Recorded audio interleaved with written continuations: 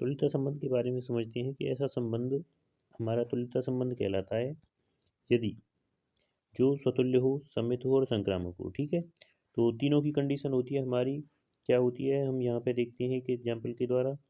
तो ये है जैसे कि हमारा एक एग्जाम्पल दे रखा है कि जेड, यहाँ पे दे रखा है जेड सभी पूर्णांकों का एक समुच्चय है। उस पर एक आपका रिलेशन आर परिभाषित है कि आर ए कोमा बी संख्या दो ए माइनस बी को विभाजित करती है। ठीक है ना। तो यहाँ पे देखो स्वतुल्य में होता है कि ए कोमा ए, यानी कि जो भी संख्या ले रहे हैं उसका खुद के साथ जोड़ा होना चाहिए, उसमें पेयर है या नहीं ये चीज़। जैसे कि अगर हम लें 2,2, तो एक बात बताओ, 2 - 2 जीरो, ये हो जाएगा। ठीक है, तो ये हो जाएगा 2 - 2, जीरो में तो जीरो से भाग जा रहा है भाई, जीरो में 2 से भाग, तो ये हो जाएगा हमारा स्वतुल्य। कोई भी संख्या ले लो आप, 10,10 या -50,50, तो ये जीरो आएगा, जीरो में हमेशा 2 से डिवाइड जाएगा भाई भाग। ठीक है, तो यानी कि 2 हमेशा जीरो को विभाजित करेगा, तो हम कह सकते हैं कि दिया गया संबंध स्वतुल्य है। ठीक है, इसके बाद देखते हैं कि सममित। सममित के लिए मान लो कि आपके पास है 10,12।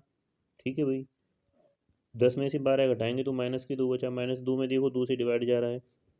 ठीक है, अब आप लिखोगे 12,10। ठीक है भाई, तो यहाँ पे देखो कितना बचा आपका, 2 बचा। फिर 2 में भी तो 2 से भाग जा रहा है, तो आप कह सकते हो कि ऑल सभी, यानी कि जो पेयर मिलेंगे आपको, जो 10 जैसे कि घटाएंगे तो 2 को विभाजित करेंगे। ठीक है भाई, इसके बाद देखो तीसरा क्या है हमारा, कि अगर ए कोमा बी, जैसे कि 8 - 6, यानी कि 8,6 का अगर जोड़ा लोगे आप। ठीक है भाई, तो 8 में से 6 गई तो क्या बचेगा आपका, 2 बचा, तो 2 2 को डिवाइड कर रहा है भाई। ठीक है, और यहाँ पे देखो 6 और हमने ले लिया 10। ठीक है भाई, तो 6 - 10 करेंगे तो कितना बचा, 4।